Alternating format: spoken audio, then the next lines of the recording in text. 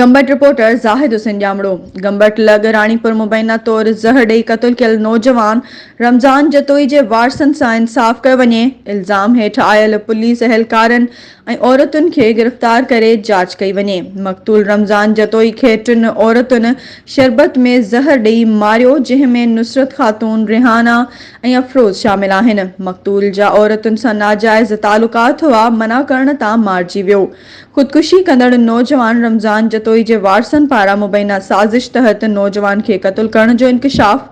रमज़ान जतोई खे वॾी साज़िश तहत ज़हर पियारे क़त्ल कयो वियो आहे। इंक्वायरी कई वञे। नौजवान जा वारिस। अगड़ा पुलिस नौजवान जो खून लोढ़ण चाहे थी। फोती नौजवान रमज़ान जतोई रानीपुर में रहंदड़ हुयो। संदसि अबाणो ॻोठ अगड़ा थाणे जी हद में आहे। असां एसएसपी खैरपुर, डीआईजी सखर ऐं ॿियनि आला इख्तियारनि खां मुतालबो था कयूं त मुबैना तौर ज़हर ॾेई क़त्ल कयो। नौजवान रमज़ान जतोई जे वारसनि सां इंसाफ़ कयो वञे।